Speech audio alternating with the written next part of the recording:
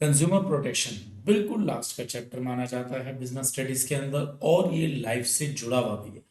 इसको सीखने के बाद आप लाइफ के बहुत सारे इफ बट सीख जाएंगे जो कंज्यूमर के साथ ऐसे चीट में होते हैं और कंज्यूमर क्या क्या एक्शन ले सकते हैं।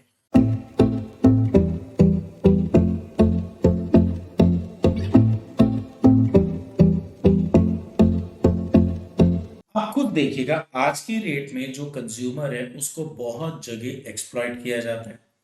आप ऑनलाइन होटल बुकिंग कराते हैं, वेबसाइट पर जिस टाइप की पिक्चर्स दिखाई गई हैं होटल के कमरों की, वो पता लगा रियलिटी में आपके पास ऐसा कुछ होता ही नहीं।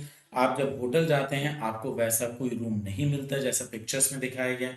या आपने चावल खरीदने के लिए ₹100 पे करे और एक अच्छी क्वालिटी के चावल शॉपकीपर से मांगे, लेकिन आपको वैसी क्वालिटी बिल्कुल नहीं मिली जैसा सैंपल आपको चावल का दिखाया गया था। इसके अलावा बहुत बार ऐसा होता है कि कई बार आपको प्रोडक्ट का वेट कम मिल जाता है या कई बार प्रोडक्ट जो है हमारा एक्स्ट्रा प्राइस का दिया जाता है शॉपकीपर के थ्रू, मतलब एमआरपी से ज्यादा। तो टेक्निकली आज की रेट में कंज्यूमर बहुत जगह चीटेड रहता है। Explain the concept of consumer protection. Imagine you want to buy a new smartphone. आप इमेजिन करें आप एक मोबाइल खरीदना चाहते हैं and there are many options available in the market. In the past, seller could sometimes trick buyers into purchasing a phone that wasn't as good as they claimed. पहले क्या होता था, मोबाइल बेचते हुए आपको मोबाइल की इतनी सारी क्वालिटीज क्लेम करी जाती थी कि किसी तरीके से कस्टमर उस मोबाइल को खरीद ले, और जबकि रियलिटी में उतनी क्वालिटी उस मोबाइल में होती ही नहीं थी। आप घर पर जाकर देखते हैं कुछ फंक्शंस चलते नहीं थे या बताए हुए फंक्शंस होते नहीं थे। You might end up with a faulty phone or the seller might not provide accurate information. अब आपके साथ क्या हुआ, चीट हुआ। आपको प्रॉपर इंफॉर्मेशन नहीं मिली और आपको एक बेकार मोबाइल हैंड ओवर कर दिया गया। Now think to laws like the Consumer Protection Act 2019 in India. But अब हुआ क्या, गवर्नमेंट ऑफ इंडिया ने 1986 में एक लॉ बनाया था कंज्यूमर को प्रोटेक्ट करने के लिए, जिसको इम्प्लीमेंट 1987 में किया गया। और सबसे बड़ी बात है ये जो है अब 2019 में और ज्यादा चेंजेस के साथ, मतलब कस्टमर को बहुत ज्यादा पावरफुल बनाते हुए उनको ज्यादा प्रोटेक्ट करते हुए चेंजेस के साथ कंज्यूमर प्रोटेक्शन एक्ट 2019 नया इंट्रोड्यूस किया गया। Now according to this act consumer have more rights and protection. अब कस्टमर के साथ बहुत सारे राइट्स हैं प्रोटेक्शन के। फॉर एन एग्जांपल 1986 के एक्ट के अंदर ऑनलाइन शॉपिंग से रिलेटेड कोई भी मटेरियल नहीं था। 1986 कंज्यूमर प्रोटेक्शन एक्ट जो है ऑनलाइन शॉपिंग का कोई भी अपने आप में कंटेंट नहीं रखता था, लेकिन कंज्यूमर प्रोटेक्शन एक्ट 2019 आपको ऑफलाइन और ऑनलाइन दोनों ही टाइप की शॉपिंग में होने वाली चीट से बचाता है। This means seller have to be honest and fair when they sell product. आज की रेट में जो भी सेलर है उसको बहुत ऑनेस्ट होना पड़ेगा जब भी वो आपको सामान बेचें। If you buy a smartphone and it turns out to be defective or not as advertise, you have the legal right to complain and get a replacement or refund. अब जैसा कि मैंने पहले बताया, आपने स्मार्टफोन लिया उसमें कुछ डिफेक्ट आया, तो कंज्यूमर प्रोटेक्शन एक्ट 2019 के अकॉर्डिंग आप कंपनी को अपनी क्लेम कर सकते हैं। आप कंपनी को अपनी कंप्लेंट बता सकते हैं और यहां पर कंपनी या तो आपके प्रोडक्ट को चेंज करेगी और या फिर उसके डिफेक्ट को दूर करके देगी। सो business can't ignore the interest of consumer. आज के डेट में बिजनेस जो है कस्टमर के फेवर को इग्नोर नहीं कर सकता। मतलब आज कोई भी बिजनेस किसी भी कस्टमर को चीट नहीं कर सकता। They have to be careful and honest in their dealing. तो कस्टमर को प्रोटेक्ट करने के लिए जो एक्ट बना है 2019, इसकी वजह से हर बिजनेस को आज की डेट में कस्टमर्स के साथ बहुत ऑनेस्ट रहना पड़ता है। With growing competition and in attempt to increase their sale and market share, manufacturers, seller and service provider may be tempted to engage in exploitative and unfair practices. आज की rate में आप देखिएगा, आप मार्केट में एक प्रोडक्ट लेने जाते हैं तो बहुत सारी कंपनियां उस प्रोडक्ट को बेचती है। इतने हैवी कंपटीशन में कंपनीज को अपने प्रॉफिट को जनरेट करने के लिए वो बहुत बार कस्टमर्स के साथ चीट करती है, कस्टमर को एक्सप्लॉइट करती है। किस सेंस में, like defective and unsafe product आपको दे दिया, किसी भी प्रोडक्ट में अडल्ट्रेशन कर दी, मतलब आपने जो चावल अच्छी क्वालिटी का मांगा था उसमें लोअर क्वालिटी का मिक्स करके आपको दे दिया, मिसलीडिंग एडवर्टीजमेंट दिए, आपको ब्लैक मार्केटिंग के लिए फोर्स किया गया। तो एक तरीके से कस्टमर के साथ नॉर्मली कंपनी जो है अपने प्रॉफिट को मैक्सिमाइज करने के लिए चीट करती है। This means that a consumer might be expose to risk due to unsafe product. एक कस्टमर के अगर कोई अनसेफ प्रोडक्ट लेगा तो कहीं ना कहीं वो कस्टमर रिस्क में है। सपोज आपने एक अपने घर के लिए आयरन ली है और कंपनी में ये कहा, मतलब शॉपकीपर ने आपको ये कहा कि ये आयरन बहुत अच्छी है, बहुत अच्छी क्वालिटी की है, लेकिन उस पर आईएसआई मार्क नहीं है। अब होता क्या है, अगर आपके आयरन मतलब इलेक्ट्रिकल अप्लायंसेस पर आईएसआई मार्क नहीं है तो कहीं ना कहीं ये प्रोडक्ट गवर्नमेंट क्वालिटी स्टैंडर्ड से लोअर स्टैंडर्ड पर है। तो इस तरीके से बहुत से सेलर जो हैं कस्टमर को अनसेफ प्रोडक्ट बेचते हैं जिससे कस्टमर रिस्क में रहता है। Might suffer from bad health due to adulterate food. बहुत बार ऐसा होता है कि जो आपको फूड दिया गया उसमें अडल्ट्रेशन और आपकी हेल्थ खराब हो गई। Might be cheated because of misleading advertisement.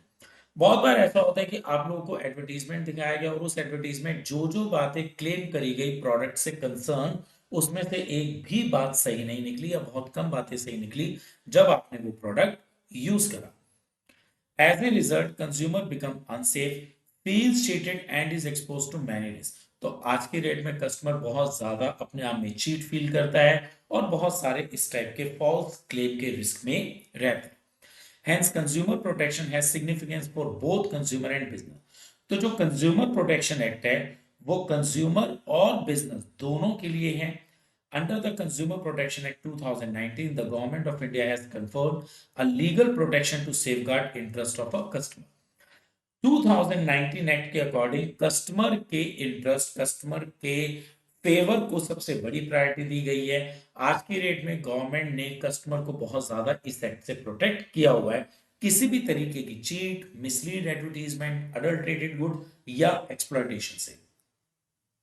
पहले क्या होता था, बहुत टाइम पहले जब भी कोई बायर सामान लेने जाता तो उसको खुद चौकन्ना होना पड़ता था, उसको खुद केयरफुल होना पड़ता था जब वो सामान खरीदता था।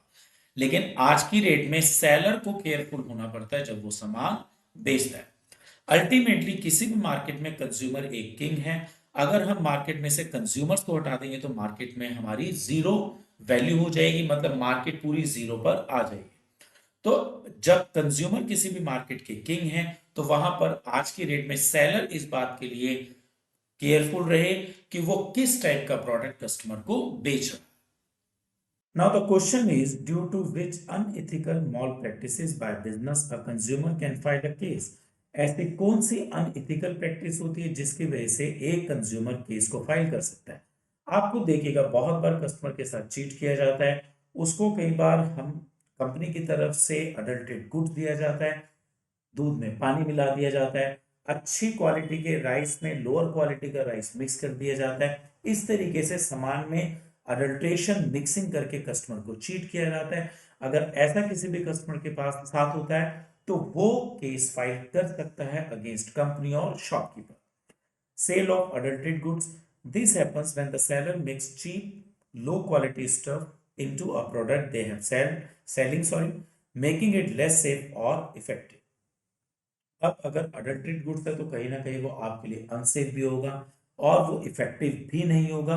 इस सिचुएशन में कोई भी कंज्यूमर जो है केस फाइल कर सकता है। सेल ऑफ सब स्टैंडर्ड गुड्स।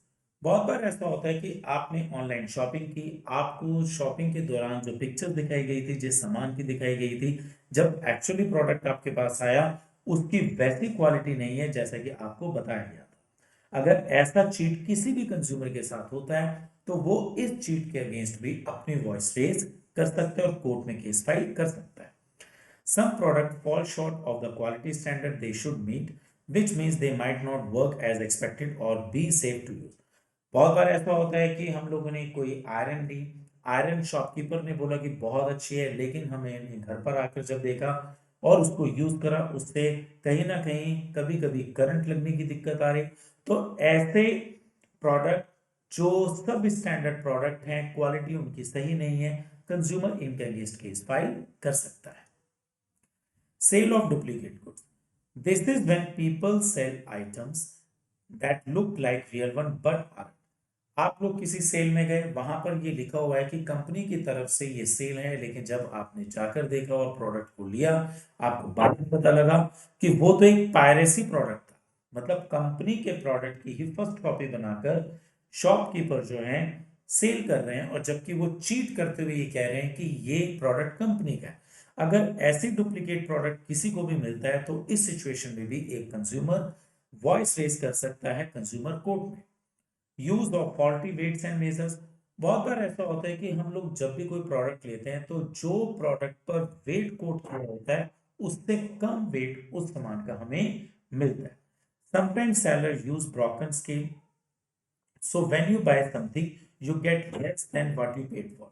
बहुत बार ऐसा होता है कि हम लोगों ने किसी भी शॉपकीपर से 1 kg सामान लिया और बाद में देखा कि वो तो घर पर आके 950 kg है। ऐसी सिचुएशन में जहां पर वेट के में भी चीट किया जाता है, एक कंज्यूमर केस फाइल कर सकता है। ओवर चार्जिंग अ प्रोडक्ट, जो भी प्रोडक्ट पर एमआरपी होता है, कोई भी सेलर उससे ज्यादा प्राइस चार्ज नहीं कर सकता। बट हो सकता है आपके साथ ये हो कि कोई शॉपकीपर आपको कोल्ड ड्रिंक बेचे और वो कोल्ड ड्रिंक 20 रुपीज की है, बट वो आपसे 22 रुपीज चार्ज करे, मतलब एमआरपी से 2 रुपए ज्यादा चार्ज करे। क्यों? क्योंकि वो शॉपकीपर आपको इसके लिए ये एक्सक्यूज दे रहे हैं कि मैं इस कोल्ड ड्रिंक को ठंडी कर रहा हूं और अपने फ्रिज का यूज कर रहा हूं। अगर कभी आपके साथ ऐसा होता है कि कोई भी आपसे एमआरपी से ज्यादा ओवर चार्जिंग प्राइस लेता है, तो आप उसके अगेंस्ट अपनी वॉइस रेज कर सकते हैं। Charging more than the set maximum price for a product is not fair to consumer. Supply defective goods, आपने ऑनलाइन में शॉपिंग करी तो उसके बाद आपने देखा कि जो प्रोडक्ट आपके पास डिलीवर किया गया है उसमें कोई ना कोई डिफेक्ट है। अब आपने उस प्रोडक्ट के अगेंस्ट कंपनी को कॉल करा, ऑनलाइन एजेंसीज को कॉल करा, वहां से ना ही तो आपको सही फीडबैक मिला और ना ही आपके प्रोडक्ट का डिफेक्ट दूर किया गया। ऐसी सिचुएशन में बीइंग अ कंज्यूमर आप उस कंपनी के अगेंस्ट केस फाइल कर सकते हैं जिसका आपको डिफेक्टेड प्रोडक्ट मिला है। Selling products that are damaged or don't work properly is a dishonest practice. Misleading advertisement, ये तो बहुत बात होता है। Imagine you see an advertisement on TV for a shampoo. आपने एक शैम्पू का एड टीवी पर देखा and it shows people with super shiny, smooth and incredibly long hair. उस एड में ये बताया गया है कि अगर आप उनके इस शैम्पू का यूज करते हैं तो आपके हेयर बहुत स्मूथ हो जाएंगे, लॉन्ग हेयर हो जाएंगे। This ad claims that if you use this shampoo, your hair will look just like that. और एड में जिन जिन बातों को बताया गया है, आपको जब रियल वर्ल्ड में वो शैम्पू यूज करेंगे तो वो सब एडवांटेज आपको मिलेंगे जो उस शैम्पू के यूज के एडवांटेज एड में बताए गए। बट होता क्या है, इससे just opposite. But when you buy the shampoo and use it, your hair doesn't becomes as amazing as they showed in the ad. आपने वो शैम्पू यूज करा, उसी इंस्ट्रक्शन से यूज करा जैसा कंपनी ने बताया, बट आपको वैसा कोई रिस्पॉन्स नहीं मिला जैसा कंपनी एड में बता रही है। It is not as good as the promise. These ad lie about a product or service making it seems much better than it really, which is not fair to consumer. अब होता क्या है, add आपको जो बता रहे हैं but आपके साथ वैसा फीडबैक नहीं हुआ, तो ये आपको मिसलीडिंग एडवर्टीजमेंट कर रहे हैं।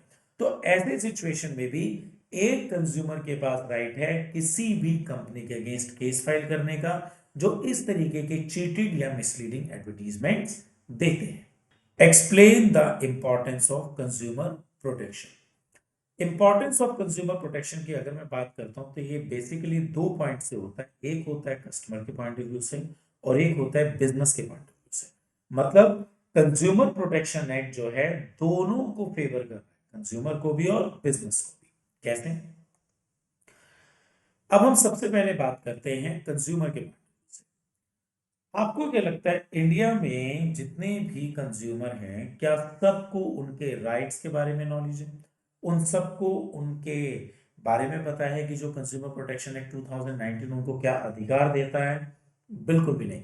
बहुत से लोग रिमोट एरिया में रहते हैं, विलेजेस में रहते हैं और इवन देन इस चैप्टर को पढ़ने के बाद ही आपको एज ए कंज्यूमर आपके राइट्स पता लगेंगे, जबकि इस चैप्टर से पहले तो आपको भी आपके राइट्स नहीं पता थे। तो आज की डेट में क्या है, इंडिया में कंज्यूमर बहुत ज्यादा इग्नोरेंट है। Imagine you bought a new phone, आपने एक नया फोन लिया and it stop working after just a few days. कुछ दिनों बाद इसने काम करना बंद कर दिया। You might not know that you have the right to get it fixed or replace because it's under warranty. अब बहुत से कस्टमर्स को तो ये भी नहीं पता कि ये प्रोडक्ट अंडर वारंटी है। वो कंपनी के पास इस प्रोडक्ट को भेज सकते हैं, रिपेयर करा सकते हैं, और अगर प्रोडक्ट रिपेयर नहीं होगा तो इसे वो रिप्लेस करा सकते हैं। But if you don't know this, you could end up spending more money to fix it or buy a new one. अब होगा क्या, आपको इस बात को तो पता नहीं कि आप इस प्रोडक्ट को कंपनी पे जाकर भेज सकते हैं और इसको प्रॉब्लम को सॉल्व करा सकते हैं। आप क्या करेंगे, आप किसी लोकल शॉप पर जाएंगे, मोबाइल को रिपेयर कराने की कोशिश करेंगे, और अगर वो रिपेयर नहीं होगा तो उस सिचुएशन में आप क्या करेंगे, उस मोबाइल को जगह किसी दूसरे मोबाइल को लेंगे। In the light of widespread ignorance of consumer about their rights and relief available to them, it's important to teach people what they can do when something goes wrong. इसलिए ये बहुत जरूरी है कि कंज्यूमर को ये पता हो कि उनके प्रोडक्ट में अगर ऐसा कोई फॉल्ट या डिफेक्ट आता है तो उनके पास क्या राइट्स हैं जिसका वो यूज करके अपने प्रोडक्ट को या तो रिप्लेस करा सकते हैं अगर वो ठीक ना हो, या उसके प्रोडक्ट उस डिफेक्ट को वो ठीक भी करा सकते हैं। That is why they will become more aware consumer.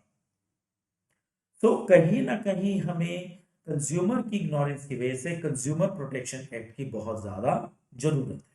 Unorganised consumer, आपने एक बात नोटिस करी, आपने इंडिया में कितने कंज्यूमर ऑर्गेनाइजेशंस के नाम सुने? आपको क्या लगता है इंडिया में कंज्यूमर ऑर्गेनाइजेशंस इतने पावरफुल हैं जो कंज्यूमर की बहुत ज्यादा हेल्प कर रहे हैं? बिल्कुल भी नहीं। इंडिया में आज की डेट में कंज्यूमर्स ऑर्गेनाइज्ड हैं ही नहीं, उनका कोई आपस में ऑर्गेनाइजेशन नहीं है, संगठन नहीं है। Imagine you are in a big game, आप एक बहुत बड़ा गेम खेल रहे हैं, but your team doesn't have a captain. आपकी टीम में कोई कैप्टन ही नहीं है। It can be challenging to win or even play well without someone looking out for your team interest. अब आपके लिए एक बहुत बड़ा चैलेंज है कि आप ये मैच जीते, जबकि आपकी टीम के पास तो कोई कैप्टन नहीं है और कोई आपके मैच को देख भी नहीं रहा। Consumer organisation in India are like the captain और कोच फॉर कंज्यूमर। अब अगर इंडिया में कंज्यूमर ऑर्गेनाइजेशन है और कंज्यूमर के साथ कोई चीट होता है तो वो कंज्यूमर ऑर्गेनाइजेशन कंज्यूमर के रिप्रेजेंटेटिव बनकर कंज्यूमर को प्रोटेक्ट कर सकते हैं। They help protect your rights when you buy thing. In India we don't have consumer organisation, लेकिन प्रॉब्लम ये है कि इंडिया में ऐसे ऑर्गेनाइजेशन तो है ही नहीं जो कंज्यूमर को प्रोटेक्ट कर सकें, उनकी जगह वो कंपनी के साथ केस फाइट कर सके। Which are working in this direction, adequate protection is required to be given to customer. इसलिए आज की डेट में बिना कंज्यूमर ऑर्गेनाइजेशन के कंज्यूमर को और ज्यादा प्रोटेक्शन देने की जरूरत है। Till these organisation become powerful enough to protect and promote the interest of consumer. और ये प्रोटेक्शन एटलीस्ट तब तक कस्टमर को दी जानी चाहिए जब तक कि ये ऑर्गेनाइजेशन इतने पावरफुल नहीं हो जाते कि वो इंडिपेंडेंटली कंज्यूमर को प्रोटेक्ट कर सके। तो इस सिचुएशन को देखते हुए कंज्यूमर प्रोटेक्शन एक्ट की बहुत ज्यादा जरूरत है कंज्यूमर्स को। Wide spread exploitation of consumer, आपको देखेगा मिसलीडिंग एडवर्टीजमेंट, अडल्ट्रेट गुड्स, एक्सप्लॉयटेशन होना, बहुत सारी ऐसी चीजें हैं जिसकी वजह से कहीं ना कहीं कंज्यूमर एक्सप्लॉयट हो। Think of buying a bag of chip, आप एक चिप्स का बैग लेते हैं and the bag looks so full and yummy on the outside. आपने देखा बैग बाहर से बहुत बड़ा लग रहा है और बहुत ही यम्मी लग रहा है, and when you open it, आपने जैसे ही ओपन ओपन किया, you find only a few chips inside, और आपने देखा इसमें तो बहुत ही कम चिप्स हैं। इतने कम चिप्स हैं कि आप उनकी काउंटिंग भी कर सकते हैं, and the rest is just air. This is like being tricked into buying something. अब हुआ क्या, कंपनी ने आपके साथ एक ट्रिक खेली कि आपको पैकेट तो बहुत बड़ा दिखाया जबकि उसमें क्वांटिटी बहुत कम थी। That is not good as it seems. Consumer need protection from these kind of tricks. अब एज ए कंज्यूमर आपके साथ तो चीट हुआ क्योंकि आपने तो सोचा था कि इतना बड़ा बैग है, इतना बड़ा पैकेट है, उसमें चिप्स बहुत सारे होंगे, आपकी पूरी भूख शांत करेंगे, बट उसमें तो बहुत कम मिले। अब इस तरीके की ट्रिक से, इस तरीके के चीट से आपको बचाया जाना चाहिए कंज्यूमर को। Make sure they get what they pay for and stay safe from such dishonest practice. और कंज्यूमर जो भी पे करे उस पेमेंट के अगेंस्ट उसको प्रोडक्ट सही मिले और इस तरीके की चीट से वो बच सके। Consumer might be exploited by unstructural exploitative and unfair trade practices. बहुत बार ऐसा होता है कस्टमर को एक्सप्लॉइट किया जाता है अनफेयर ट्रेड प्रैक्टिसेस से, जैसे डिफेक्टिव गुड्स देना, अनसेफ प्रोडक्ट देना, अडल्ट्रेशन देना। कंज्यूमर नीड प्रोटेक्शन अगेंस्ट सच मॉल प्रैक्टिसेस। अब इन सब चीजों को देखते हुए ये तो समझ में आ गया कंज्यूमर का मार्केट में बहुत एक्सप्लॉयटेशन होता है और कंज्यूमर प्रोटेक्शन एक्ट इसलिए कंज्यूमर के फेवर में है कि वो कहीं ना कहीं कंज्यूमर को इस टाइप के एक्सप्लॉयटेशन से बचाता है। अब हम बात करते हैं बिजनेस के पॉइंट ऑफ व्यू से। जो इंपॉर्टेंस है कंज्यूमर प्रोटेक्शन एक्ट की बिजनेस के पॉइंट ऑफ व्यू से, हम इन सभी फॉलोइंग पॉइंट से समझेंगे। Long term interest of business. आप मुझे बताइए ऐसा कौन सा बिजनेस है, ऐसे कौन सी कंपनी, ऐसा कौन सा शॉपकीपर है जो सिर्फ शॉर्ट टर्म प्रॉफिट के लिए बिजनेस करता है, वो लॉन्ग टर्म के लिए बिजनेस करता ही नहीं। वो नहीं चाहता कि कंज्यूमर उसकी सेल को रिपीट करे और उसके प्रोडक्ट को आगे रेकमेंड करे। क्या ऐसा कोई कंपनी शॉपकीपर होगा? बिल्कुल नहीं। हर एक बिजनेसमैन ये चाहता है कि शॉपकीपर ये चाहता है कि कंज्यूमर उसके प्रोडक्ट को रिपीट करे, दोबारा परचेज करे और अपने नियर डियर वालों को रेकमेंड भी करे। Smart business understand it's better to keep consumer happy for long run. हर स्मार्ट बिजनेसमैन ये बात जानता है कि कस्टमर को लॉन्ग रन तक हैप्पी रखना बहुत जरूरी है।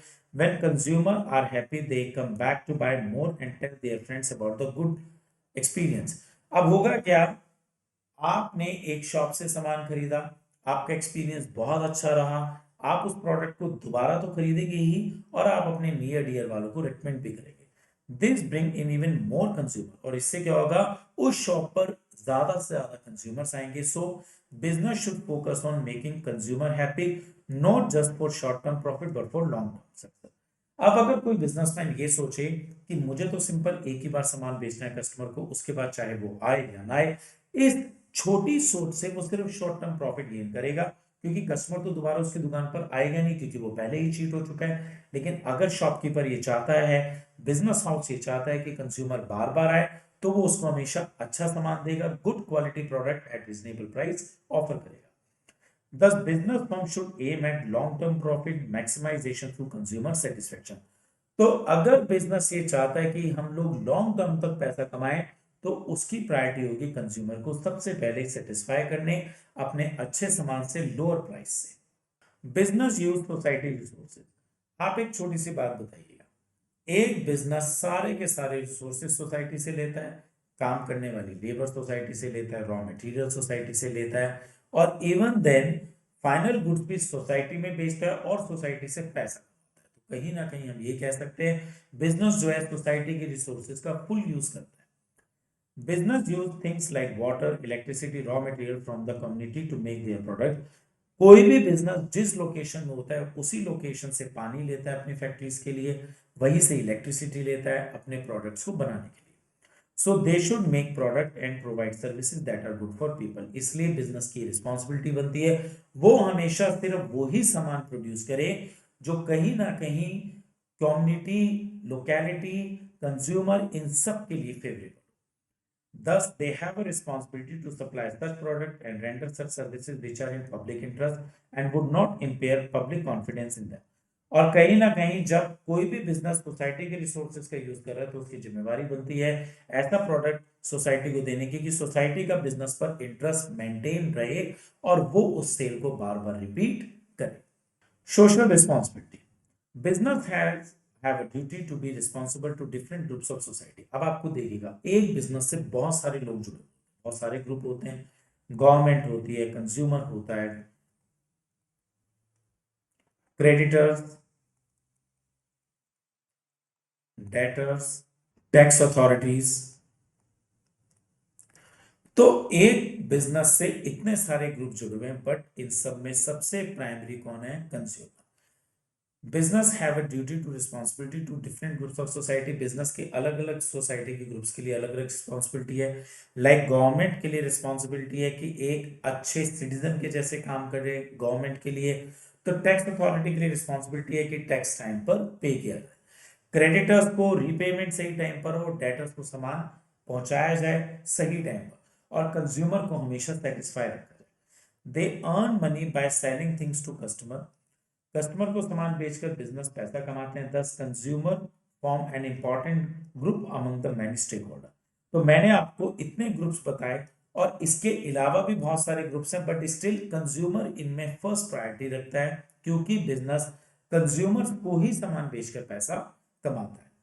Their interest has to be well taken care of. इसलिए कंज्यूमर के इंटरेस्ट, कंज्यूमर के वेलफेयर को सबसे ज्यादा बिजनेस को ध्यान रखना चाहिए क्योंकि उनके थ्रू ही ये हमेशा मनी मेकिंग करते हैं। मॉरल जस्टिफिकेशन, एक छोटी सी बात है कि एक बिजनेस इस बात के लिए बहुत ज्यादा स्ट्रिक्ट है कि मैं कोई भी ऐसी डिसऑनेस्ट प्रैक्टिस नहीं करूंगा जिससे कि मेरे मॉरल वैल्यूज खत्म।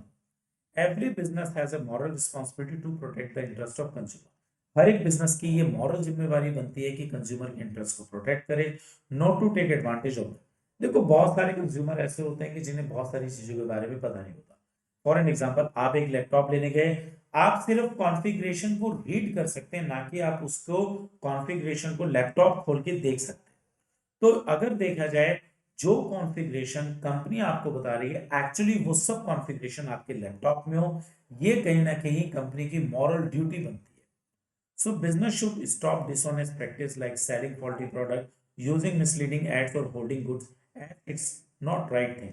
एक छोटी सी बात ये है, बहुत सारे बिजनेस हाउस क्या करते हैं, मार्केट में अपने सामान को सप्लाई करना बंद कर देते हैं कुछ टाइम के लिए, उससे मार्केट में एक आर्टिफिशियल शॉर्टेज क्रिएट हो जाती है और उसके बाद उसी सामान को वो एक्स्ट्रा मनी से बेचते हैं। तो कहीं ना कहीं ये अगेंस्ट इथिक्स है, अगेंस्ट मॉरल है।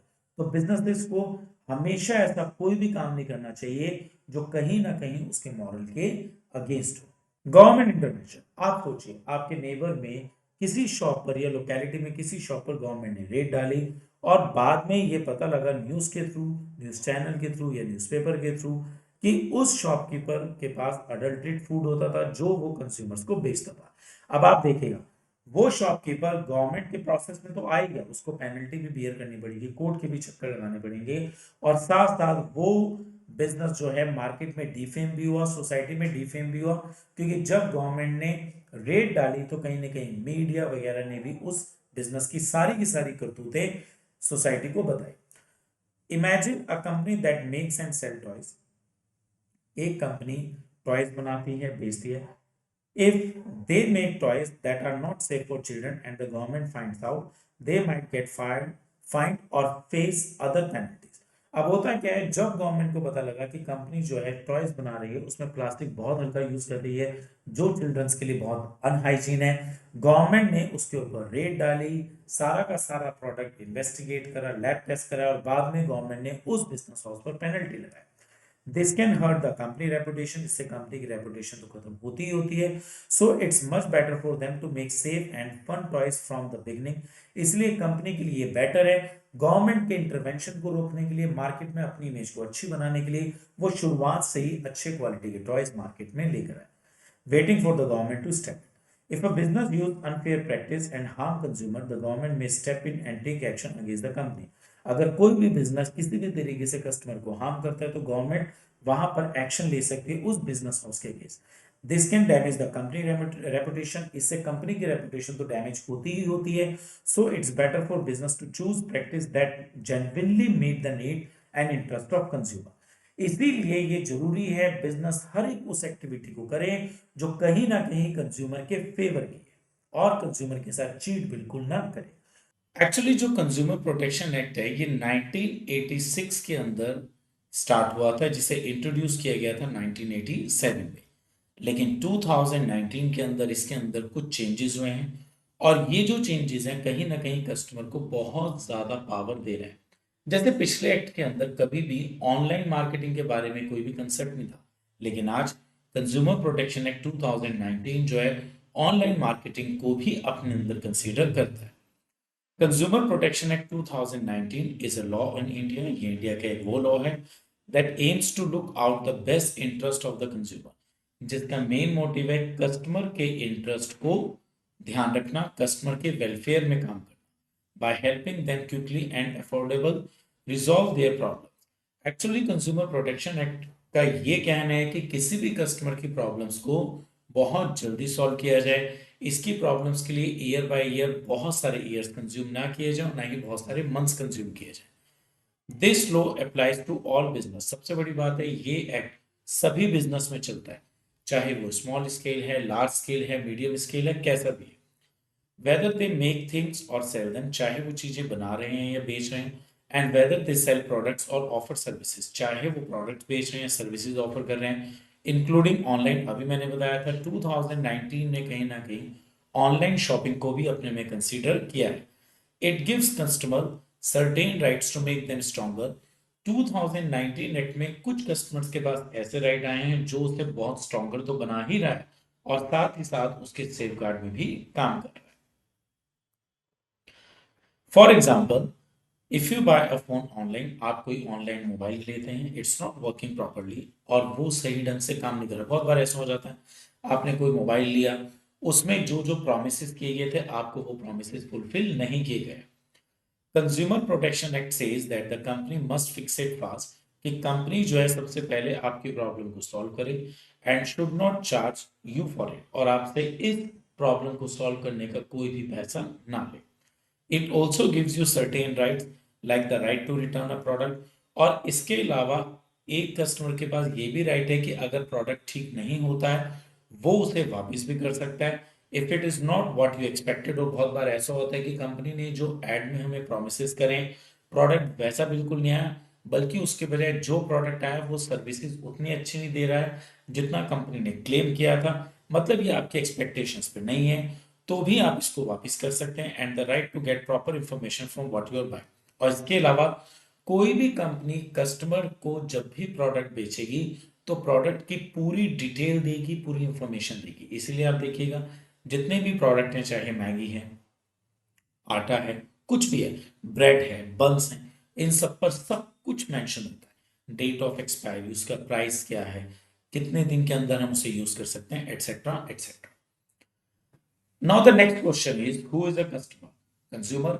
अब तक हम लोगों ने ये तो समझ लिया है कि कंज्यूमर प्रोटेक्शन एक्ट की निगाहों में कंज्यूमर एक बहुत ही प्राइमरी पर्सन है, वो मार्केट का किंग है, और उसके साथ किसी भी तरीके की चीट को कंज्यूमर प्रोटेक्शन एक्ट 2019 प्रोटेक्ट करता है। बट इस एक्ट के अकॉर्डिंग कंज्यूमर है कौन? ये तो वैसे हमने सभी जानते हैं कि नॉर्मली कंज्यूमर, सभी लोग जो बोलते हैं, वो होता है जो प्रोडक्ट को कंज्यूम करता है या सर्विसेज को अवेल करता है। बिल्कुल ठीक। लेकिन इसी चीज को अगर हम डिटेल में देखें, a consumer is usually thought of as someone who uses things और यूजेस सर्विसेज। नॉर्मली हम सब यही मानते हैं कि कस्टमर वो होता है जो चीजों को कंज्यूम करता है और सर्विसेज को भी अवेल करता है। But according to consumer protection act 2019, 2019 में इसी बात को थोड़ा सा और डिटेल में इलेबरेट करके कहा गया है। A consumer is a person who buys stuff or uses services and either pays for them.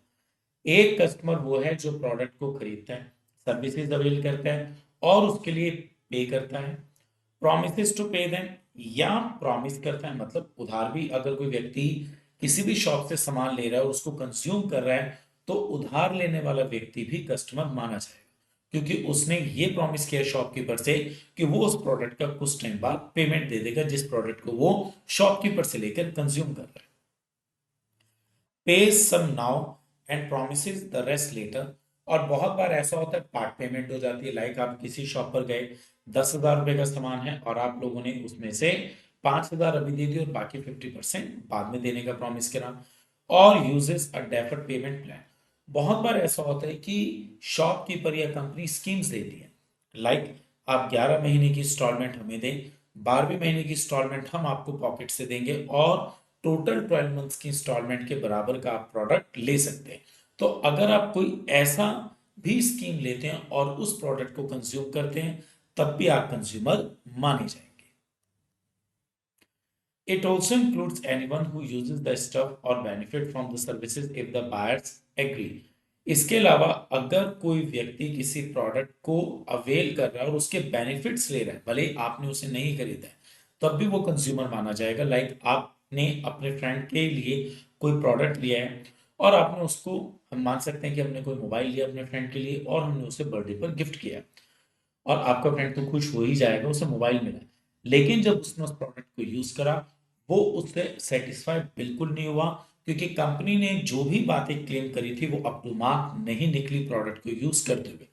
हालांकि आपके फ्रेंड ने उस प्रोडक्ट का कोई पेमेंट नहीं दिया, उसको वो प्रोडक्ट ऐसे गिफ्ट मिला है, बट वो आपका फ्रेंड उस प्रोडक्ट को कंज्यूम कर रहा है, तो इसलिए वो कंज्यूमर माना जाएगा। This laws apply to both offline and online shopping. ये जो 2019 है, इसकी सबसे बड़ी क्वालिटी ही ये है कि ये ऑफलाइन और ऑनलाइन दोनों बिजनेसेस के लिए है। Like when you buy things online from TV shopping or through a multi level marketing scheme, ये लॉ तब भी काम करता है। However, if someone gets things or services to sell them again or for a business, they aren't considered a consumer. लेकिन अगर आप कोई ऐसा प्रोडक्ट लेते हैं जो आप आगे बेच रहे हैं, तो आप कस्टमर नहीं माने जाएंगे। सिर्फ कस्टमर तब तक हैं जब तक कि आप उस प्रोडक्ट को कंज्यूम करते हैं। This law is for people who are buying things and services for their own use, not to make money by selling. 2019 act जो है उन्हीं लोगों के लिए है जो प्रोडक्ट को अपने लिए कंज्यूम करते हैं, ना कि उसको बेच के आगे पैसा कमाते हैं। For example, if you buy smartphone and pay for it, you are a consumer protected this law. But if you buy smartphone to resell them in your own shop, you are not sorry, you are not covered by this law because you are not using them for yourself. Same, अगर आपने कोई mobile लिया और आप उसे खुद use कर रहे हैं, तब तक तो आप कंज्यूमर हैं। लेकिन अगर आपने मोबाइल लिया और आप उसे यूज नहीं कर रहे हैं, बल्कि आप उसे बेच के पैसा कमा रहे हैं, तो आप कंज्यूमर नहीं है।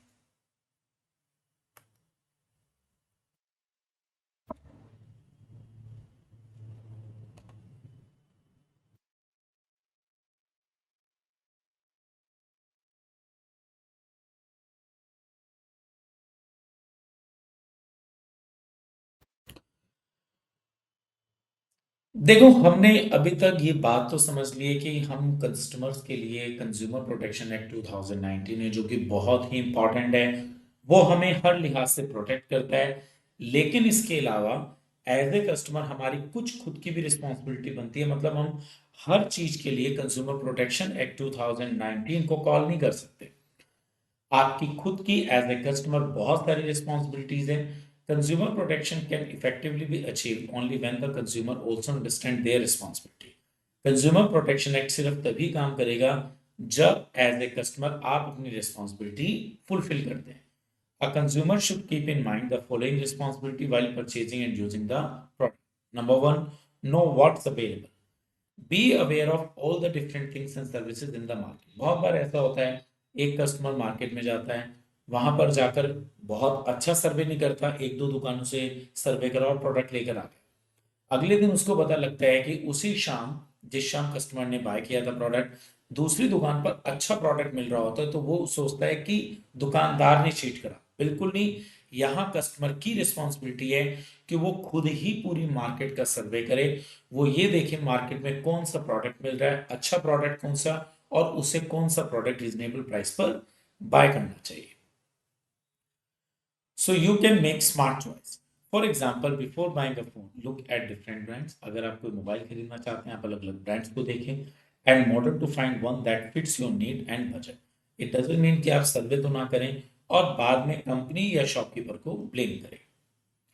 चूज स्टैंडर्डाइज प्रोडक्ट, ये बहुत इंपॉर्टेंट है। यहां पर स्टैंडर्ड का मतलब है क्वालिटी। लाइक जितने भी इलेक्ट्रिकल अप्लायंसेज होते हैं, वो आप किसी भी कंपनी का खरीद सकते हैं। नॉर्मली लोग बाग कंपनी का मतलब स्टैंडर्डाइज प्रोडक्ट मानते हैं, बिल्कुल भी नहीं। कंपनी अलग है और क्वालिटी अलग है। आप फिलिप्स का प्रोडक्ट ले सकते हैं इलेक्ट्रिक्स में, या आप वर्लपूल का ले सकते हैं, आप किसी भी कंपनी का ले सकते हैं, लेकिन इलेक्ट्रिकल प्रोडक्ट पर हमेशा आईएसआई मार्क होना चाहिए। ये आईएसआई मार्क जो है गवर्नमेंट ऑफ इंडिया की तरफ से इलेक्ट्रिकल प्रोडक्ट्स के ऊपर होता है। इसका मतलब ये हुआ कि कंपनी ने इलेक्ट्रिकल प्रोडक्ट को बनाते हुए गवर्नमेंट के स्टैंडर्ड नॉर्म्स को फुलफिल किया है। Standardise product usually mean they are of good quality. Standardise product का मतलब होता है ऐसे प्रोडक्ट जिनकी क्वालिटी अच्छी है। Check for quality assurance mark, list ISI for electrical goods और हॉलमार्क फॉर ज्वेलरी। नॉर्मली हम लोग आईएसआई मार्क का यूज करते हैं इलेक्ट्रिकल गुड्स के लिए, हॉलमार्क का यूज करते हैं ज्वेलरी के लिए। मतलब आप किसी भी शॉप से ज्वेलरी लें, अगर आप चाहते हैं कि वो आपको क्वालिटेटिव ज्वेलरी मिले और आप शॉपकीपर के ऊपर ट्रस्ट नहीं करते हैं, तो आप उस ज्वेलरी का हॉलमार्क साइड देख सकते हैं। For instance when buying food items look for FPO mark. अब फूड आइटम के लिए बहुत सारे नए नए ब्रांड्स मार्केट में आते हैं, तो उनके लिए आप एफपीओ मार्क को देख सकते हैं। Packaging indicating it meet certain food quality. मतलब जब आप कोई फूड प्रोडक्ट लें, उसके पैकिंग पर एफपीओ मार्क को देखें, आपको पता लग जाएगा। अगर एफपीओ मार्क है तो इसका मतलब कंपनी ने उस फूड में गवर्नमेंट के क्वालिटी स्टैंडर्ड को फुलफिल किया है। Third is understand risk. बहुत बार ऐसा होता है कि आप लोग प्रोडक्ट खरीद लेते हैं, लेकिन आप लोग कभी उसका मैनुअल नहीं पढ़ते। बेस्ट एग्जांपल है माइक्रोवेव। बहुत से लोग माइक्रोवेव तो खरीद लेते हैं और सुनी सुनाई बातों पर बिलीव करते हैं कि माइक्रोवेव को ऐसे यूज करते हैं, ये उसके अंदर बर्तन रखते हैं, लेकिन उसका मैनुअल 99% लोग बाग पढ़ के नहीं देखते। हमेशा जब भी आप कोई भी प्रोडक्ट लें, उसके साथ आने वाली यूजर गाइडलाइंस या मैनुअल को हमेशा पढ़ें, ताकि उस प्रोडक्ट के मिसयूज या गलत यूज करने पर जो एसोसिएटेड रिस्क हैं, एज ए कस्टमर आप उसे समझ सकें। Learn about the risk of product and services. हमेशा आपको ये पता होना चाहिए जो भी आप प्रोडक्ट यूज कर रहे हैं, अगर आपने उसको गलत तरीके से यूज करा तो उससे रिलेटेड क्या क्या रिस्क हो सकते हैं। Follow the instruction from the manufacturer to use them safely. हमेशा आप जब भी कोई प्रोडक्ट लें, तो मैन्युफैक्चरर की इंस्ट्रक्शंस को ढंग से पढ़ें। वो इंस्ट्रक्शंस या यूजर गाइड जो होती है, आपको बताती है प्रोडक्ट को कैसे यूज करना है safely. For example, if you buy a new appliance, read the manual to ensure it's used properly. Now the fourth is read labels. Actually label का मतलब होता है जो भी पैकिंग के ऊपर इंफॉर्मेशन होती है उसको हम लेबल कहते हैं। Pay attention to the information on product. जब भी आप कोई प्रोडक्ट लें, उसके ऊपर जो इंफॉर्मेशन है उसको हमेशा ध्यान से देखें। They tell you the price. वो आपको प्राइस के बारे में बताएंगे, how much you are getting. आपको पैसे देने के बाद उस प्रोडक्ट में मिल क्या रहा है। व्हेन इट वाज मेड, वो प्रोडक्ट कब बना था। व्हेन इट एक्सपायर, उसकी एक्सपायरी डेट क्या है। When buying grocery, check the manufacturing and expiry date. और जब भी आप ग्रोसरी ले, तो हमेशा उसकी एक्सपायरी डेट और मैन्युफैक्चरिंग डेट को चेक करें। अगर आप ये चीजें चेक नहीं करते, तो इसमें एक कस्टमर को ही रिस्पॉन्सिबल माना जाता है, उसी का ही केस ऑफ नेग्लिजेंस माना जाता है। Ask for a receipt. Whenever you buy something, ask for a receipt और कैश पेमेंट। बहुत बार ऐसा होता है कि हम लोग किसी भी शॉपकीपर से जो हमारा जानकार होता है, हम उससे सामान खरीदते हैं और हम लोग कभी भी उससे बिल या कैश में वो नहीं लेते। और जब वो प्रोडक्ट में फॉल्ट आता है, तो हमारे पास कोई प्रूफ ऑफ परचेज होता ही नहीं। It's a proof of your purchase. मतलब जो भी आप रिसिप्ट लेते हैं या कैश मेमो लेते हैं, ये एक तरीके से आपके परचेज का प्रूफ है, which can be useful if you have issue later on. और अगर आपके पास ये बिल या कैश मेमो होगा, तो आप उस प्रोडक्ट से गारंटी भी अवेल कर सकते हैं, और अगर कंपनी के अगेंस्ट कोर्ट केस फाइल करना होगा, तो ये ही रिसिप्ट आपके लिए एज ए प्रूफ काम करती है। Complain when needed. If you are not satisfied with the quality of something you bought or a service you used, आपने कोई प्रोडक्ट लिया और आप उसकी क्वालिटी से सेटिस्फाई नहीं है या आप सर्विसेज से सेटिस्फाई नहीं है। फॉर एन एग्जाम्पल, आप किसी बहुत अच्छे होटल में गए और वहां पर आपको ठंडा या बासी फूड मिला, इसका मतलब आप उनकी सर्विसेज से सेटिस्फाई नहीं है। Don't hesitate to file a complain. आप कंप्लेन फाइल करने में बिल्कुल भी हेजिटेट ना हो। With the right consumer authority, even for small, कितनी भी छोटी अमाउंट हो, बट आप केस फाइल कर सकते हैं। This ensures your right are protected. ये एक्चुअली आपका राइट है। किसी भी तरीके से अगर आपके साथ चीट होता है, आप उस राइट का यूज करके प्रोटेक्ट हो सकते हैं। Respect the environment. Be mindful of the environment. हमेशा याद रखें, आप जो भी प्रोडक्ट लें एनवायरमेंट फ्रेंडली लें। बट कई बार हम लोग क्या करते हैं, कोई कंज्यूमर क्या करता है, सस्ते प्रोडक्ट के चक्कर में हमेशा ऐसे प्रोडक्ट बाय करते हैं जो एनवायरमेंट फ्रेंडली नहीं होते और हम एनवायरमेंट के लिए हार्मफुल होते हैं। तो ऐसे केस में एक कंज्यूमर ही उस चीज के लिए रिस्पॉन्सिबल है। Avoid wasting things, littering and causing pollution. एक कंज्यूमर की रिस्पॉन्सिबिलिटी बनती है कि वो पोल्यूशन बिल्कुल भी क्रिएट ना करें। For example, recycle and dispose of waste properly to help keep the environment clean and healthy. आप अगर कभी भी कोई भी प्रोडक्ट कंज्यूम करते हैं, तो जो भी उसका पैकिंग पेपर है या खाली बॉटल है, आप उसको प्रॉपरली डिस्पोज करें। एज ए कंज्यूमर आपकी रिस्पॉन्सिबिलिटी बनती है, ना कि आप पोल्यूशन क्रिएट करें और एनवायरमेंट को स्पॉइल करें। Consumer rights. Consumer protection act 2019 जो है, किसी भी कस्टमर को 6 राइट्स देता है। First is right to safety. As a consumer you have the right to be safe when using product and services. मतलब एज ए कस्टमर आपका ये राइट है कि आप हमेशा उन प्रोडक्ट को लें जो आपके लिए सेफ हैं, आपकी हेल्थ के लिए सेफ हैं, आपकी जान के लिए सेफ है। This means you should be protected from things that could harm your life. आप उन प्रोडक्ट को बिल्कुल ना लें जो आपकी लाइफ को हार्म कर सकते हैं, हेल्थ को हार्म कर सकते हैं या आपकी प्रॉपर्टी को भी हार्म कर सकते हैं।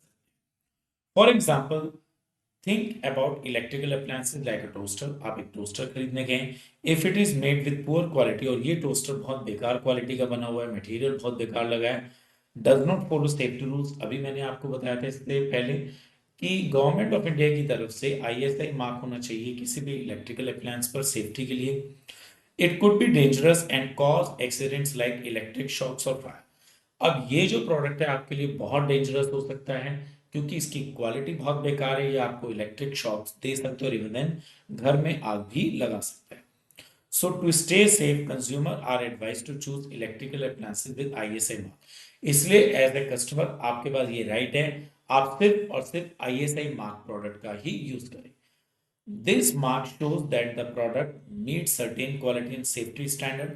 अगर प्रोडक्ट पर आईएसआई मार्क होगा तो इसका मतलब गवर्नमेंट ऑफ इंडिया की तरफ से जो भी सेफ्टी नॉर्म्स हैं कंपनी ने फुलफिल करे होंगे, giving you peace of mind that it won't harm you और योर प्रॉपर्टी। अब अगर आप आईएसआई मार्क प्रोडक्ट लेते हैं तो आप कहीं ना कहीं रिलैक्स हैं कि आपको कोई भी नुकसान उससे नहीं होगा।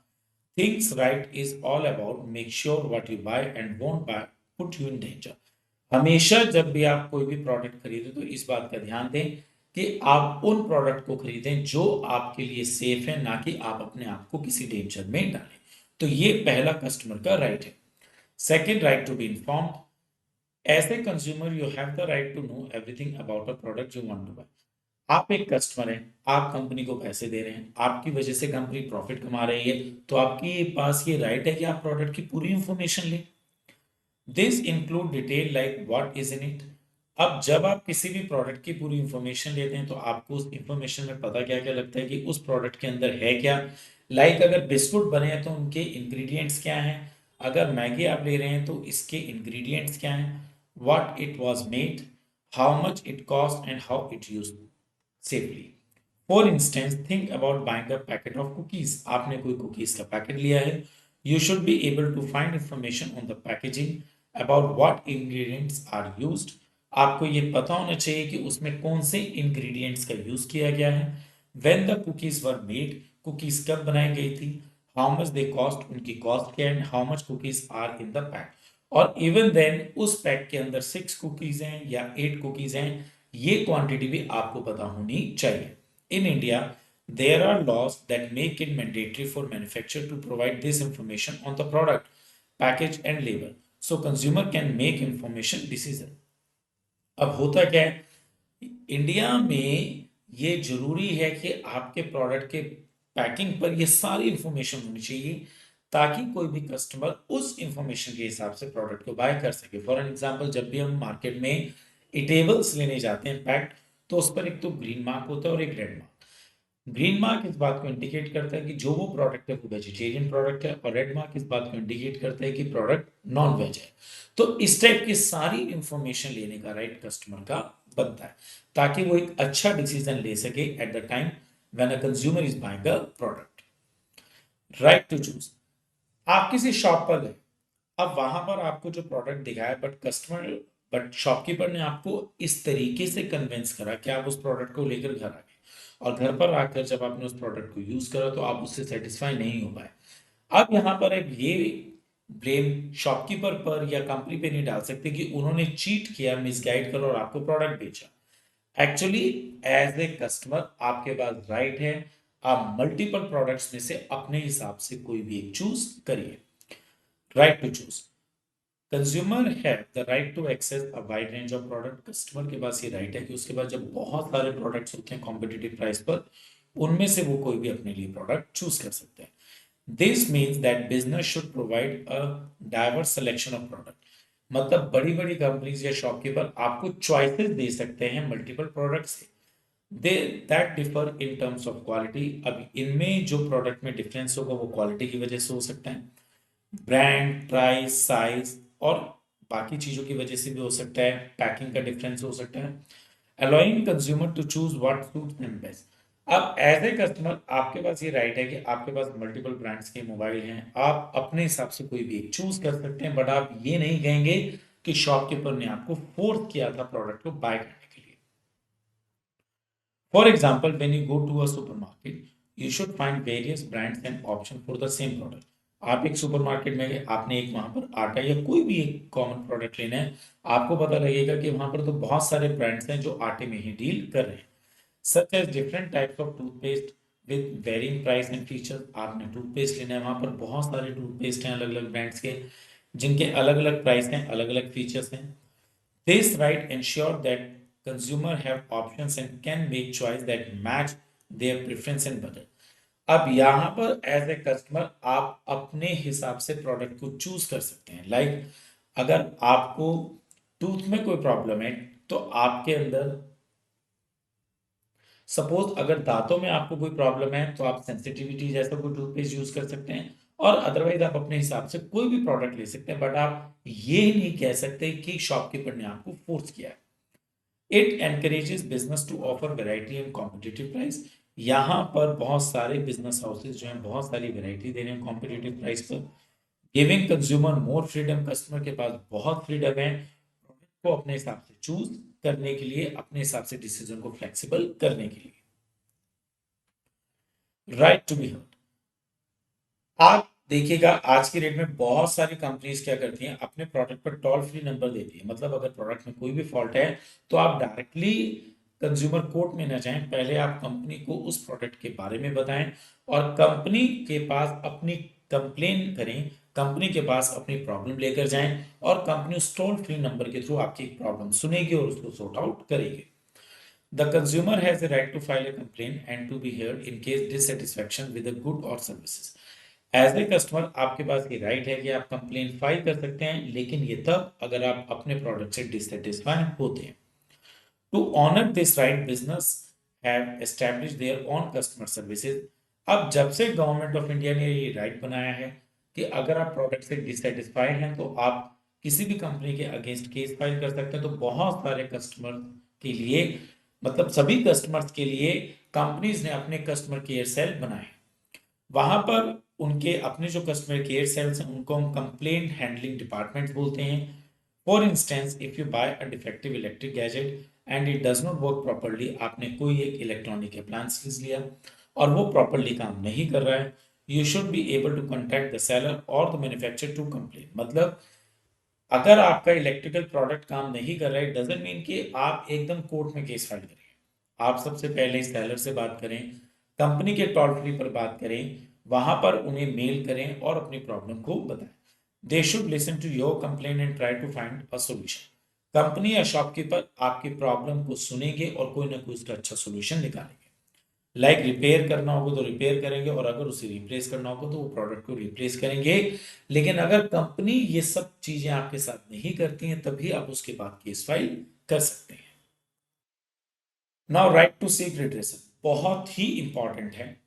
बहुत बार ऐसा होता है कि कंपनी ने ऐड दिए और उस ऐड की वजह से अपने प्रोडक्ट को बाय किया, लेकिन बाय करने के बाद हमें उस प्रोडक्ट में वैसी क्वालिटी नजर नहीं आई। फॉर एग्जांपल, कंपनी ने जब प्रोडक्ट बेचना था बर्तन धोने का साबुन, तो कंपनी ने ऐड में एक क्लेम क्लेम किया कि कस्टमर को बर्तन नए की तरह मिलेंगे, और जब आपने उन बर्तनों को धोया तो वहां पर नए मिलना तो दूर की बात, वो ढंग से साफ भी नहीं हुए। तो यहाँ पर जब भी आप किसी भी प्रोडक्ट से उसकी सर्विसेज से डिससेटिस्फाई होते हैं, तो आप केस फाइल कर सकते हैं। The consumer protection act 2019 offer a way for a consumer to get relief when they are dissatisfied. अगर कभी भी कोई भी कस्टमर डिससेटिस्फाइड होता है, तो कंज्यूमर प्रोटेक्शन एक्ट 2019 उसको रिलीफ प्रोवाइड कराता है। कैसे? या तो कोर्ट ऑर्डर देगा प्रोडक्ट को रिप्लेस करने के लिए, फिक्सिंग डिफेक्ट को दूर करने का भी ऑर्डर दिया जा सकता है कंपनी को, और receiving compensation for any loss और इंजरी। अगर प्रोडक्ट की वजह से कस्टमर को कोई लॉस या इंजरी हुई है, तो कोर्ट ये भी कह सकता है उस लॉस और इंजरी के लिए कॉम्पनसेशन दिया जाए। For example, if you buy a refrigerator that doesn't work as promised, आपने एक फ्रिज खरीदा बट वो वैसा काम नहीं कर रहा है जैसा कहा गया है, and the company refuses to fix it, और कंपनी आपकी प्रॉब्लम भी नहीं सुन रही है, वो इसका डिफेक्ट भी नहीं दूर कर रही है और रिप्लेस ना ही वो इसे चेंज कर रही है, you can use this right to seek redressal. The law is there to protect customer and make sure they are treated fairly. अब जब आपके साथ कस्टमर अब जब आपके साथ कंपनी कोई भी फेयरनेस नहीं दिखा रही है, तो एज ए कस्टमर आप कंपनी के अगेंस्ट केस फाइल कर सकते हैं और कोर्ट के थ्रू जितने भी आपको रिलीफ है वो सब अवेल कर सकते हैं। Now the last is right to consumer education. अभी तक आप now the last is right to now the last is right to consumer education. अब तक आप सभी के सभी राइट बहुत अच्छे ढंग से समझ गए होंगे। आपको पता है ये भी एक कस्टमर का राइट है कि वो अपने से कंसर्न जितने भी उसको राइट्स हैं या जितने भी उसकी रिस्पॉन्सिबिलिटीज है उसकी नॉलेज लाइफ टाइम उसे मिलती रहे। Consumer have the right to acquire knowledge and be well informed about their life. They should be aware of their rights and remedies available to them. एक कस्टमर के पास ये right है कि उसको टाइम टाइम पर उससे कंसर्न जितने भी राइट्स हैं और उन राइट से जो उसको हेल्प या रेमेडीज मिल सकते हैं उसके बारे में उसे पता होना चाहिए इफ अ प्रोडक्ट और services does not meet their expectations. Many consumer organizations and some forward-thinking business are actually involved in educating consumer in this regard. अब इस वजह से बहुत सारे कंज्यूमर ऑर्गेनाइजेशंस हैं और बहुत सारे बिजनेस हाउसेज हैं जो टाइम टाइम पर न्यूज़पेपर में पीरियोडिक्स में कंज्यूमर के राइट्स उसको मिलने वाले रिलीफ इसके बारे में इंफॉर्मेशन प्रोवाइड कराते रहते हैं और जो कहीं ना कहीं कंज्यूमर उन इंफॉर्मेशन को पढ़ पढ़कर अपने राइट्स और रेमेडीज के बारे में अपडेटेड रहता है। For example imagine you attend a workshop और a seminar on consumer rights. आपने कोई वर्कशॉप अटेंड करी है, कोई सेमिनार अटेंड करा है। During this event you learn about your rights as a consumer, how to make informed choice and what to do if you have a problem with a purchase. आपको देखिएगा अब से पहले आपको कंज्यूमर राइट्स के बारे में बिल्कुल नहीं पता था। अगर इन्हीं सब राइट्स के बारे में किसी सेमिनार में कंज्यूमर को बताया जाएगा तो जैसे आज आप इस बात को समझ गए हैं एज ए कस्टमर आपके पास क्या क्या राइट्स हैं, क्या क्या उसके रिलीफ हैं, तो ये सब बातें भी बाकी कस्टमर्स को बताई जा सकती है। This knowledge empowers you to be a smarter and more confident consumer. अगर आपके पास आपके राइट्स की नॉलेज हो, आपके पास सारे रिलीफ की नॉलेज है, तो आप कहीं ना कहीं एक स्मार्टर कंज्यूमर बन सकते हैं। क्या आप जानते हैं कि बहुत सारे लोगों को ये तो पता होता है कि अगर कभी भी किसी भी कस्टमर के साथ कोई चीट होता है तो कोर्ट में केस फाइल करो, लेकिन वो केस कौन सी कोर्ट में फाइल करो, कहाँ फाइल करो, कितने पैसे का केस हो और किस लेवल का केस हो, इन सब के बारे में किसी को नॉलेज नहीं होती। तो आज के इस लेक्चर के बाद आपको भी ये समझ में आ जाएगा कि किस टाइप की कोर्ट में आप एज ए कस्टमर कौन सा केस फाइल कर सकते हैं। For the redressal of a consumer grievances, the Consumer Protection Act 2019 provides for setting up a three-tier machinery. 2019 act ने कस्टमर की हेल्प के लिए थ्री टायर मशीनरी बनाई। थ्री टायर मशीनरी का मतलब क्या हो गया? सबसे पहले लेवल पर है हमारे पास डिस्ट्रिक्ट कोर्ट, सेकेंड लेवल पर है हमारे पास स्टेट कमीशन और थर्ड लेवल पर है हमारे पास नेशनल। तो अगर आप देखिएगा ये हमारे पास तीन लेवल हैं। इनमें सबसे लोअर ग्राउंड पर आता है डिस्ट्रिक्ट। आप सबसे पहले यहाँ पर केस फाइल करेंगे। अगर आप यहाँ से सेटिस्फाई नहीं होते तो आप कंप्लेन स्टेट पर लेकर जा सकते हैं और अगर वहां भी सेटिस्फाई नहीं होते तो लास्ट आप नेशनल पर लेकर जाएंगे। इनके जो नाम है वो है district consumer dispute redressal commission, state consumer dispute redressal commission और national consumer dispute redressal commission. लेकिन हम इनको शॉर्ट फॉर्म में कहते हैं डिस्ट्रिक्ट कमीशन, स्टेट कमीशन और नेशनल कमीशन। तो डिस्ट्रिक्ट कमीशन की अगर मैं डिटेल की बात करता हूं तो डिस्ट्रिक्ट कमीशन हर एक डिस्ट्रिक्ट के अंदर होता है। आसपास एक डिस्ट्रिक्ट के आसपास जितने भी गांव देहात होते हैं वो सब के सब कंज्यूमर अपनी केस इस डिस्ट्रिक्ट कमीशन में फाइल कर सकते हैं। लेकिन यहां पर एक अमाउंट रिस्ट्रिक्शन है कि आपका जो केस है वो 1 करोड़ से अमाउंट के ज्यादा का नहीं होना चाहिए। District commission handles complain for goods and services worth up to 1 crore. जो डिस्ट्रिक्ट कमीशन होते हैं 1 करोड़ रुपए तक के ही केस को हैंडल करते हैं। If a chance for settlement arises the commission can suggest mediation.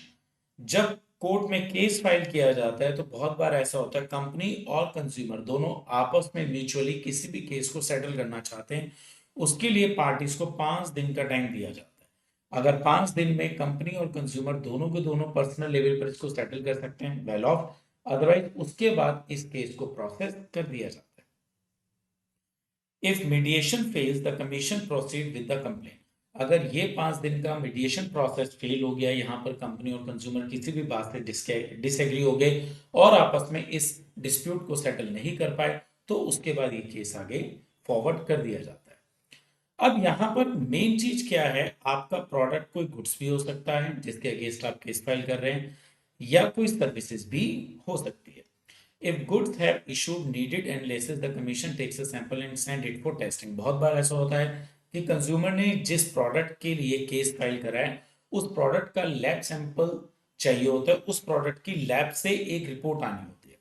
तो यहाँ पर commission obtain the sample of the goods, उस प्रोडक्ट के सैंपल लेगा, सील करेंगे और एप्रोप्रिएट अथॉरिटी एप्रोप्रिएट लैब में भेजे जाएंगे और वहां से उसकी रिपोर्ट मंगाएंगे। फॉर एन एग्जाम्पल, हम ये मान के चलते हैं आटा के अगेंस्ट केस फाइल किया गया। अब आटा एक ऐसा प्रोडक्ट है जिसके लिए लैब सैंपलिंग कंपलसरी है, तो वहां पर डिस्ट्रिक्ट कमीशन उस आटे का एक लैब सैंपल भिजवाएगा और वहां से लैब की रिपोर्ट आने के बाद ही आगे जजमेंट सुनाया जाएगा। लेकिन सर्विसेज में क्या होगा, services disputes are resolve based on the evidence. यहां पर कंज्यूमर को एविडेंसेस देने पड़ेंगे अगर वो किसी सर्विसेज से डिससेटिस्फाई होने पर केस फाइल करता है। Unhappy parties can appeal to the state commission within 45 days. अब बहुत बार ऐसा होता है कि डिस्ट्रिक्ट कमीशन ने आपको जजमेंट दिया, वो जजमेंट कंपनी के फेवर में भी हो सकता है या कंज्यूमर के फेवर में भी हो सकता है। अब अगर वो जजमेंट कंपनी के फेवर में है तो डेफिनेटली कंज्यूमर डिससेटिस्फाई होगा, और अगर कंज्यूमर के फेवर में और कंपनी डिससेटिस्फाई होगी तो इनके पास एक ये भी चांस होता है कि वो अपना केस जो है स्टेट कमीशन मतलब हायर अथॉरिटी को रेफर कर सकते हैं, लेकिन जजमेंट के 45 डेज के अंदर ही अंदर ये केस आगे रेफर कर दिया जाएगा। State commission, state commission state government हमेशा सेट करती है और यूजुअली ये स्टेट की कैपिटल से ही सेट किया जाता है। Handles complaints for goods and services valued between 1 crore to 10 crore. अगर आपको ध्यान हो डिस्ट्रिक्ट के अंदर मैंने बताया था कि ये अप टू 1 करोड़ होता है, लेकिन यहाँ पर ये जो वैल्यू है 1 करोड़ से 10 करोड़ के बीच में होती है। डिस्ट्रिक्ट कमीशन को भी स्टेट गवर्नमेंट ही सेट करती है और स्टेट कमीशन को भी स्टेट गवर्नमेंट ही सेट करती है। अपील का process, parties unhappy with the state commission decided can appeal to the national commission. Same, अगर आप स्टेट कमीशन के जजमेंट से डिससेटिस्फाई होते हैं तो आप नेशनल कमीशन में केस फाइल कर सकते हैं, लेकिन ये जो है विद इन 30 डेज आप लोग अपील कर सकते हैं स्टेट कमीशन के डिसीजन से। इसके अलावा ये वाला टॉपिक बिल्कुल सेम है दोनों में कि अगर डिफेक्ट होगा गुड्स में तो स्टेट कमीशन भी उसका सैंपल किसी लैब में भेजेंगे, और अगर सर्विसेज से आप डिससेटिस्फाई होंगे तो एज ए कंज्यूमर आपको एविडेंस कोर्ट में देने होंगे। Now the third is national commission. National commission पूरी कंट्री के लिए होता है और ये सेंट्रल गवर्नमेंट के थ्रू स्टैब्लिश किया जाता है। और देखो, डिस्ट्रिक्ट कमीशन इंडिया के हर डिस्ट्रिक्ट में है तो ये मल्टीपल्स होंगे, स्टेट कमीशन इंडिया के हर स्टेट में वो भी डिस्ट्रिक्ट से कम होंगे लेकिन फिर भी ये बहुत सारी क्वांटिटी में होंगे, लेकिन नेशनल कमीशन सिर्फ एक होगा। Deals with complaint for goods और सर्विसेज वैल्यूड ओवर 10 करोड़, जो 10 करोड़ से ऊपर की प्रोडक्ट या सर्विसेज होते हैं उनके लिए हम लोग केस डायरेक्टली नेशनल कमीशन में फाइल करते हैं। अब parties unhappy with the national commission, अगर पार्टीज नेशनल कमीशन से अनहैप्पी हैं तो वो सुप्रीम कोर्ट में अपनी अपील कर सकते हैं और ये अपील जो है 30 डेज के अंदर अंदर हो जानी चाहिए। मतलब स्टेट कमीशन से आप डिससेटिस्फाई हैं तो आप नेशनल में अपील करेंगे, और अगर आप नेशनल से डिससेटिस्फाई हैं तो आप सुप्रीम कोर्ट में अपील करेंगे, लेकिन वो 30 डेज के अंदर आप अपील करेंगे और सुप्रीम कोर्ट का decision is the last decision, उसके बाद आपकी कोई नेक्स्ट हियरिंग नहीं है। और इनमें भी ये दोनों के दोनों टॉपिक सेम रहेंगे आपके। Defect in goods and services, goods में अगर डिफेक्ट है तो नेशनल कमीशन उसका सैंपल लैब में भिजवाएंगे, वहां से उसकी रिपोर्ट मंगाएंगे, और सर्विसेज के केस में एज यूजुअल कस्टमर को कंज्यूमर को अपने एविडेंसेस देने होंगे। तो अगर हम इसके एक चार्ट की बात करते हैं, डिस्ट्रिक्ट है, स्टेट है और ये नेशनल है। डिस्ट्रिक्ट से अगर आप डिससेटिस्फाई हैं तो आप 45 डेज में स्टेट में अपील करेंगे, स्टेट से डिससेटिस्फाई हैं तो आप 30 डेज के अंदर नेशनल में अपील करेंगे, और अगर आप नेशनल से डिससेटिस्फाई हैं तो आप सुप्रीम कोर्ट के अंदर विद इन 30 डेज अपील कर सकते हैं। तो एक तरीके से यहां पर नेशनल कमीशन के पास दो टाइप से कंप्लेंट जा रही है, एक जो आप स्टेट से डिससेटिस्फाई हैं और दूसरा अगर आपका केस 10 करोड़ से ज्यादा है। सेम स्टेट के पास भी दो तरीके से केसेस जा रहे हैं, एक जो डिस्ट्रिक्ट से डिससेटिस्फाई है और अगर आपका केस 1 करोड़ से 10 करोड़ के बीच का होता है। अब यहां तक हम लोगों ने ये तो समझ लिया कि कितने अमाउंट का केस कौन सी कोर्ट में जाना चाहिए, अगर आप किसी कोर्ट से डिससेटिस्फाई हैं तो एज ए कस्टमर आप कहाँ अपील कर सकते हैं, लेकिन अब कोर्ट से जो ऑर्डर आते हैं उससे कस्टमर को क्या रिलीफ मिलते हैं ये भी तो जानना बहुत जरूरी है। हम लोग केस तो कर रहे हैं बट हमें उस केस करने के बाद रिलीफ क्या मिलेंगे। When the district, state or national commission identifies defect in goods and deficiency in services, जब डिस्ट्रिक्ट कमीशन, स्टेट कमीशन या नेशनल कमीशन को लगता है कि प्रोडक्ट में डिफेक्ट है, सर्विसेज में डिफेक्ट है, अनफेयर ट्रेड प्रैक्टिसेस हुई है, तो वहां पर कहीं ना कहीं रिलीफ जो है कंज्यूमर को दिया जाता है। पहला रिलीफ है रेक्टिफिकेशन। सबसे पहले कोर्ट कंपनी को ये ऑर्डर देते हैं, remove defect in goods and correct deficiency in the services. अगर गुड्स में कोई डिफेक्ट है उसे रिमूव कर दिया जाए और अगर सर्विसेज में कोई भी डेफिशिएंसी है तो उसको करेक्ट किया जाए। रिप्लेसमेंट, डिफेक्टिव गुड्स को नए से रिप्लेस किया जाए। Refund, refund the price paid for the product और charges paid for the services. अगर प्रोडक्ट को आप रिप्लेस नहीं कर सकते, उसका डिफेक्ट भी ठीक नहीं कर सकते हैं तो आप कंज्यूमर को रिफंड दे। Same with the services compensation, pay a reasonable amount of compensation. बहुत बार ऐसा होता है कि आपने कोई एसी लिया, एसी में किसी वजह से ब्लास्ट हुआ और एसी तो आपका डैमेज हुआ ही हुआ, साथ में वॉल भी डैमेज हो गई, तो ऐसी सिचुएशन में आपको कॉम्पनसेशन मिलेगा जो भी आपकी लॉस या इंजरी हुई है। Cease unfair trade practices, most important है ये। कोर्ट हमेशा कंपनीज को ये ऑर्डर देते हैं कि डिसकंटिन्यू करनी चाहिए अनफेयर प्रैक्टिसेस को जो कहीं ना कहीं कंज्यूमर के लिए नुकसानदायक है और फ्यूचर में उसको बिल्कुल भी रिपीट नहीं करना चाहिए। Safety major, not offer hazardous goods for sale. Company को ये भी ऑर्डर दिया जाता है कि जो भी हेजार्डियस गुड्स हैं, जानलेवा हैं, उनको कभी भी सेल पर नहीं लाया जाए। Withdrawal hazardous goods from the sale, अगर इस टाइम मार्केट में ऐसा कोई प्रोडक्ट है जो कहीं ना कहीं कंज्यूमर के लिए अनहेल्दी है या जानलेवा है, उसे मार्केट से विड्रॉ किया जाए। Cease the manufacturing of hazardous goods, और इन प्रोडक्ट्स की आगे से मैन्युफैक्चरिंग भी बंद कर दी जाए। तो कहीं ना कहीं ये वो रिलीफ हैं जो कंज्यूमर को दिए जाते हैं, और अगर आप देखें पूरा का पूरा जो ये एक्ट है कंज्यूमर के फेवर में जाता है। ऑर्डर फ्रॉम द डिस्ट्रिक्ट और national commission are consider final if no appeal is made within the specific period. हम ये मान के चलते हैं डिस्ट्रिक्ट कमीशन, स्टेट कमीशन और नेशनल कमीशन से अगर कोई भी कंप्लेन आगे प्रोसीड नहीं होती है 30 डेज 45 डेज में, तो जो उनका जजमेंट है वो ही फाइनल माना जाएगा और जो भी ऊपर रिलीफ है वो सारे कंपनी को, कंज्यूमर को देने होंगे। Now the next is NGO, non government organisation. Actually non government organisation ये वो ऑर्गेनाइजेशन हैं जो गवर्नमेंट से रिलेट तो नहीं करते लेकिन ये कंज्यूमर के वेलफेयर में हमेशा काम करते हैं। In India various consumer organization and non-governmental organization play a crucial role in safeguarding and advancing consumer interest। India में बहुत से ऐसे ऑर्गेनाइजेशन है, नॉन गवर्नमेंटल ऑर्गेनाइजेशन, जो कहीं ना कहीं कंज्यूमर के इंटरेस्ट और वेलफेयर के लिए काम करते हैं। These organizations which are independent of government control undertake several functions। Government का इनके ऊपर कोई कंट्रोल नहीं होता बल्कि ये अपनी ही मॉरल ड्यूटी समझते हुए कंज्यूमर के वेलबींग के लिए काम करते हैं। अब एक एनजीओ पब्लिक के वेलबींग के लिए क्या क्या काम करता है। Number one, public education, organise training programme seminars workshop to educate the public about their consumer rights. ये जो एनजीओ होते हैं बहुत जगह सेमिनार्स प्रोग्राम्स वगैरह करते रहते हैं ताकि कंज्यूमर उनको अटेंड कर और अपने राइट्स के बारे में नॉलेज ले। Information dissemination, public periodicals and other material to spread knowledge about consumer issues, legal aspects, available relief and other relevant matters।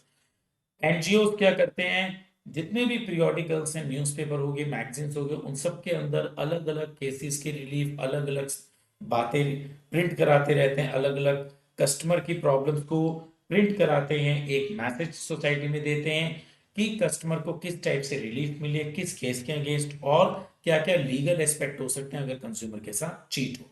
ये सब बातें जो होते हैं एनजीओ अलग अलग न्यूज़पेपर मैगजीन्स के अंदर पीरियोडिकली प्रिंट प्रिंट कराते रहते हैं।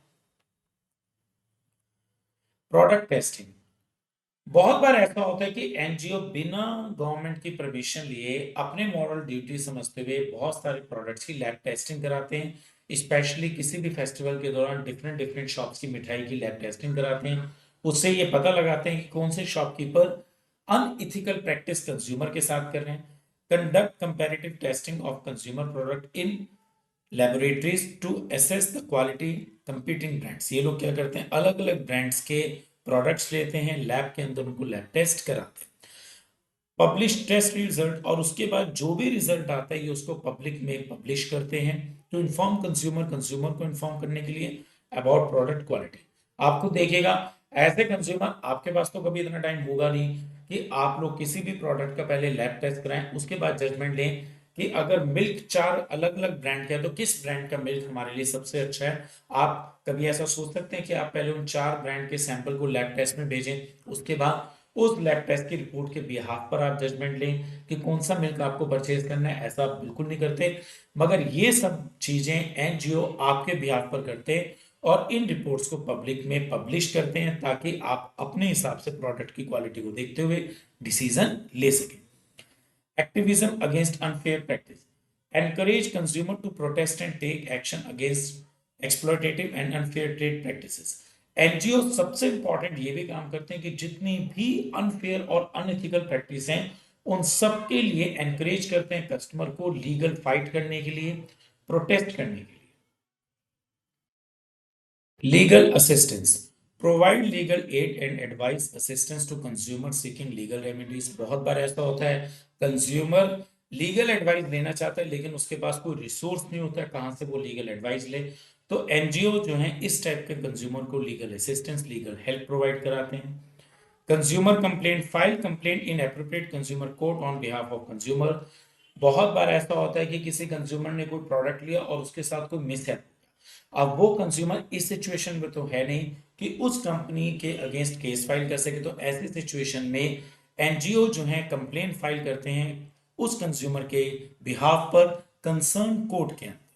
So finally, these organizations collectively contribute to the protection and promotion of consumer interest. बहुत सारे ऐसे organizations हैं जो कहीं ना कहीं consumer के interest में काम करते हैं, raising awareness, awareness को raise करते हैं consumer में, actively participate करते हैं legal action लेने में और unfair trade practices को stop करने में।